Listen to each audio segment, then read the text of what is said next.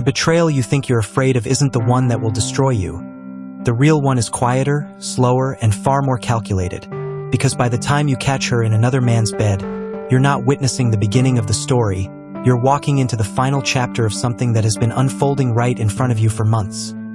Long before anything physical ever happened, the shift had already taken place in your own home, in your conversations, in the energy between you, in the subtle absence of something that used to be there but slowly faded without announcement. Most men are conditioned to believe that cheating is impulsive, a sudden lapse in judgment, a reckless night driven by emotion or opportunity, but the psychological reality doesn't work like that. It's structured, progressive, almost predictable once you understand the pattern. It begins in silence. It begins in distance. It begins the moment she stops choosing you as her first point of emotional connection and starts redirecting that attention elsewhere. What looks like harmless independence is often the first stage of detachment. What sounds like "I'll handle it myself" can be the early signal that you are no longer the man she leans on, confides in, or emotionally invests in. And while you're focused on responsibilities, on building, providing, fixing external problems, something internal is quietly eroding. She starts sharing her thoughts, her frustrations, her small daily experiences with someone else, often disguised as just a friend, someone who gets her, someone who listens without the weight of history or expectation. And that's where the real transition begins. Because emotional access is not neutral. The person who consistently receives her thoughts, her vulnerability, her attention, eventually becomes the one she feels connected to, and connection is the gateway to everything else. By the time you start looking for evidence, for proof, for something tangible you can point to and say, "This is where it went wrong," you're already late because the foundation didn't crack overnight. It weakened gradually while everything on the surface looked intact. This is why so many men miss it. They're trained to respond to visible problems, not invisible shifts. They wait for a clear sign, a dramatic moment, something undeniable, not realizing that the real danger operates beneath awareness, in patterns of behavior that don't seem threatening until they've already done their damage. What you're about to understand is not based on emotion or opinion. It's based on behavioral patterns, psychological progression, and the hidden mechanics of how emotional disconnection turns into replacement. We're going to break down how this process unfolds step by step, how emotional transference quietly replaces your role without confrontation, and why the man who notices too late often never saw it coming in the first place. If you've ever wondered how something that once felt solid can collapse without warning, or how someone can drift so far while still physically present, then you need to stay locked in, because once you see the pattern clearly, you won't just understand what happened. You'll start recognizing it before it ever gets the chance to repeat itself. Betrayal makes noise, it crashes, it exposes itself. But rebuilding doesn't announce its presence. It happens in silence, in discipline, in the decisions nobody sees. So if you're the man putting in the work behind the scenes, carrying the weight without applause, refining yourself without validation, then understand this is where you operate from. This is your ground, your base, your standard. This is not a space for hype, empty motivation, or emotional shortcuts. We deal in precision, discipline, and real transformation. Most men will hear this, feel a temporary spark, nod in agreement, and go right back to the same patterns that keep them stuck. That's not who this is for. This is for the man who is done asking why things fell apart and is now focused on how to rebuild stronger, smarter, and unshakable. If that's you, then don't just sit on the sidelines.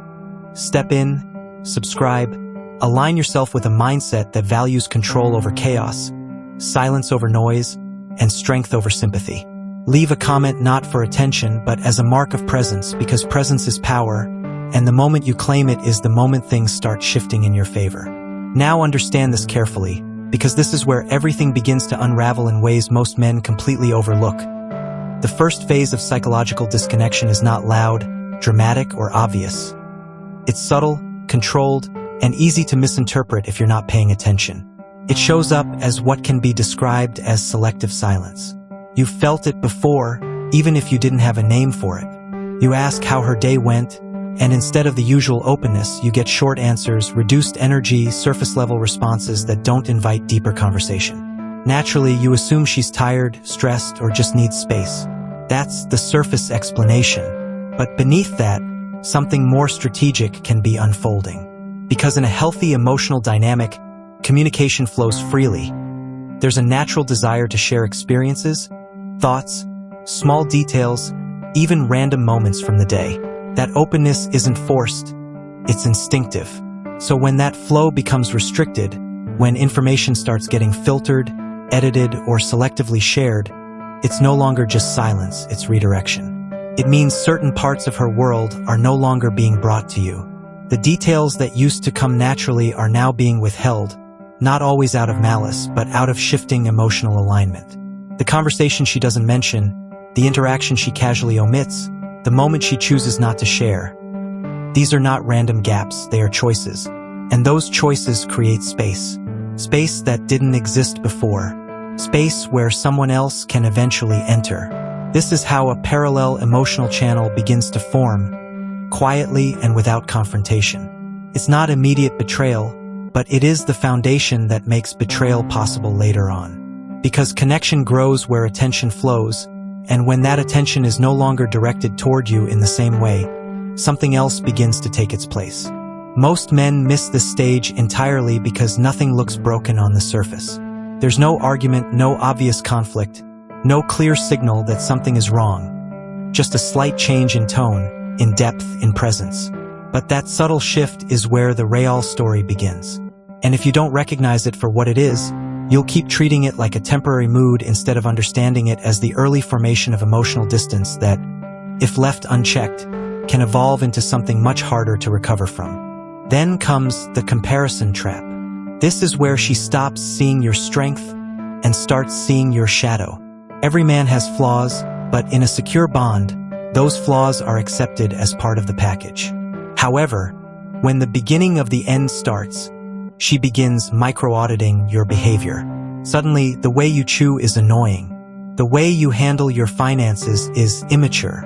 The way you show affection is suffocating. This isn't about the chewing or the money. It's about internal devaluation. She is subconsciously looking for reasons to dislike you so that when the betrayal finally happens, she can tell herself and everyone else that she was starving in the relationship. She is building a moral escape hatch, so she doesn't have to feel like the villain in her own story. Consider the path of Isaac. Isaac was a man who believed that no news is good news. He was a hard worker, a man who provided a beautiful life for his wife, Sarah. For months, Isaac noticed that Sarah had become calmer. She stopped arguing about the late nights at the office. She stopped asking him to go on weekend trips. Isaac thought they had finally reached a place of mutual peace. He didn't realize that the peace he was feeling was actually apathy. Sarah had stopped fighting for Isaac's attention because she was already receiving it from a male best friend she had reconnected with online. Isaac is the loser in our story because he ignored the shift in frequency. He saw the signs.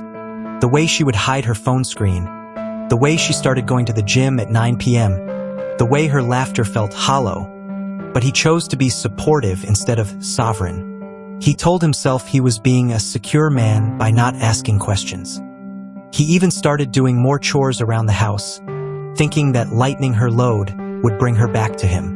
But you cannot negotiate desire with someone who has already checked out. By the time Isaac found the messages, Sarah didn't even have the decency to be guilty. She looked at him with pity and told him, "You were never there for me emotionally, so I found someone who was." Isaac collapsed.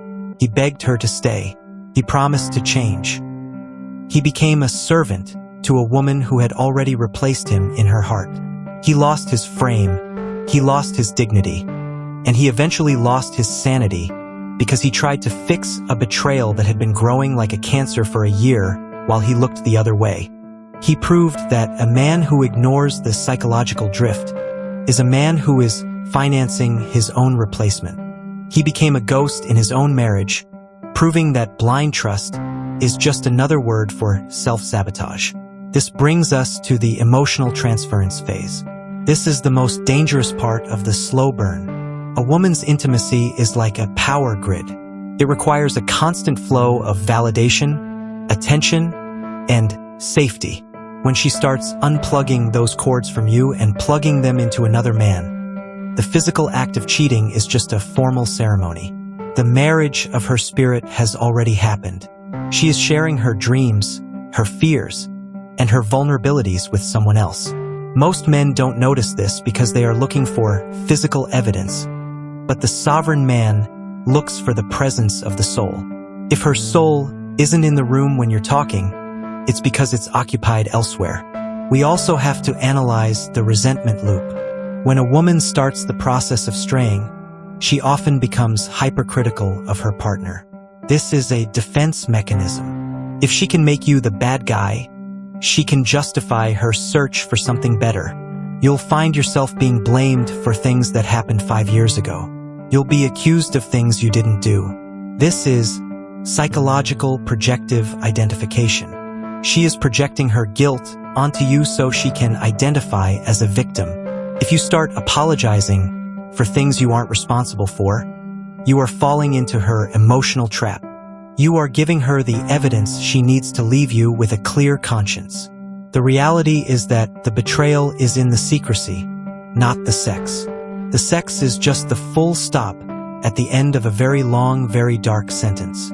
Behavioral patterns show that by the time the physical act happens, she has already grieved the relationship with you.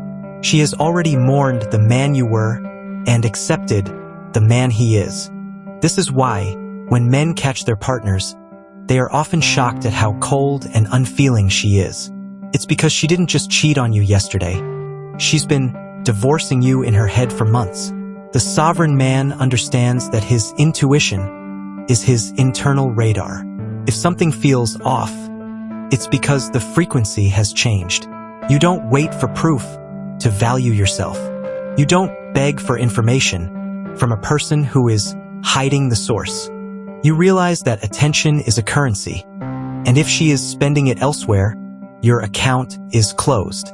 Do not be the man who tries to reopen an empty vault. You are the value. You are the leader. If the follower has strayed into the woods, you don't burn the village to find her. You hold the line and keep the fire burning for the man you are becoming. You have to realize that her happiness is not your responsibility if she is refusing to be happy with you. Behavioral data shows that men who overfunction to save a checked-out woman only end up accelerating her departure. You cannot love someone into loyalty. Loyalty is a byproduct of respect, and respect is a byproduct of boundaries. If you have no boundaries, you have no respect. And if you have no respect, you are just a placeholder until the real deal comes along. You are a sovereign man. And a sovereign man knows that the only thing more expensive than a lying partner is the time you waste trying to make them honest. Average men search for excuses the moment pressure shows up, but disciplined men lock in and search for results no matter how uncomfortable the process gets. Because at the end of the day, excuses don't build anything, they only delay the truth. And if you're the kind of man who still shows up, still executes, still improves when nobody is watching, when there is no applause, no validation, and no external pressure pushing you, then you already understand what separates intention from identity. And that is discipline. You don't need motivation to act, you act because that's who you are becoming. If that mindset resonates with you, don't treat it like entertainment, don't just consume it and move on like the majority does, because that's exactly where most people stay stuck, consumption without conversion. Instead, anchor yourself to something higher. Subscribe not as a passive viewer, but as a declaration that your standards are not negotiable anymore. Leave a comment not for attention, but as a marker, a signal that today is not just another scroll, but the beginning of a rebuild. There is no hype here, no emotional noise, no empty inspiration. Just structure, awareness, and a blueprint for men who are done repeating cycles. Step up if you are serious, or step aside if you are not. Now understand this carefully, because what comes before physical betrayal is often far more dangerous than the act itself. It is psychological rewriting. This is the stage where reality is no longer described as it was lived, but reconstructed to support a new emotional direction. You'll start noticing shifts in language, subtle at first, almost easy to dismiss. Statements like, "We were never really happy," or "You've always been distant," or "Something has been missing for a long time." Even in moments where, from your perspective, things were stable, meaningful, even positive. This is not random memory failure. It is a form of cognitive restructuring where the emotional past is being edited to justify a present shift in attachment. In simple terms, when someone begins forming an emotional connection outside the relationship, the mind often needs to reduce the weight of guilt, contradiction, or internal conflict. And one of the most common ways this happens is by reshaping the past to make the present feel more acceptable. The relationship doesn't feel like it is being replaced. It is being reinterpreted. What was once described as good suddenly becomes not enough. What was once appreciated becomes never really satisfying. And shared moments that were meaningful begin to lose their emotional value in hindsight. This isn't always done consciously. It's often the mind trying to resolve emotional tension between loyalty and desire, but the outcome is still the same. The foundation of your shared history starts getting questioned, reframed, and slowly dismantled in conversation. And once a person begins rewriting the emotional narrative of the past, they are also preparing themselves to accept a different future. This is why you may hear contradictions that don't match reality, or feel like your shared experiences are being downgraded in meaning. It's not about accuracy, it's about alignment. The mind is trying to make internal feelings and external reality agree with each other, even if that means altering how the past is remembered. And a disciplined man understands something crucial here. History is not supposed to be negotiable. Shared reality either happened or it didn't. But when someone begins repeatedly reframing that shared reality in a negative light, it often signals that their emotional direction is no longer anchored where it used to be. Because before someone fully steps into a new emotional chapter, they usually need to reduce the emotional weight of the old one. And when that process begins, you are no longer just dealing with communication changes. You are witnessing narrative replacement. Then there is the privacy pivot. This isn't just about phone passwords. It's about life passwords. She suddenly has new interests she doesn't share with you. She has new friends you never meet. She has work events that are suddenly mandatory and +1 forbidden. This is the psychological partitioning of her life. She is wallying you off into the provider zone, while she keeps the excitement zone for someone else. Strong men realize that privacy is a boundary, but secrecy is a weapon. When the transparency that built the relationship evaporates, the trust is already dead. You don't need to see the messages to know the code has been changed. Let's analyze the ascension of Soren. Soren was a man who lived by the evidence of actions. For weeks, he felt his girlfriend, Mira, recede like a tide. She was physically in the house, but her attention was always somewhere else. She stopped asking about his goals. She stopped investing in their shared future. Instead of pleading for her time, Soren did the unexpected. He mirrored her energy. He stopped chasing her through the halls of her silence. He focused on his empire, his body, and his brotherhood. Soren is the winner in our story because he practiced the law of proportional withdrawal. He realized that if he was the only one holding the rope, the relationship was already a falling object. When the truth finally came out, that Mira had been building a life with an ex-boyfriend, Soren didn't scream. He didn't ask why. He simply handed her the rope and said, "I felt you leave months ago. I've already moved on in my mind. You can leave in reality now." Soren won because he stayed sovereign. He didn't give her the satisfaction of seeing him destroyed by her deception. He won because he realized that a man's value is not determined by the loyalty of a liar. He moved into his next chapter with zero baggage, because he had already processed the loss while she was still playing the game. He stayed sovereign because he realized that the strongest statement a man can make is the silence he leaves behind when he walks away from a counterfeit. He didn't lose a girlfriend, he excised a growth. He became a master of psychological preemption, proving that the strongest man is the one who sees the storm and builds a new ship before the first drop of rain hits the old one. The fourth major psychological realization is the toxicity of the pick-me dance. Most men think that if they try harder, she will remember his worth. But behavioral patterns show that effort in the face of betrayal only breeds contempt.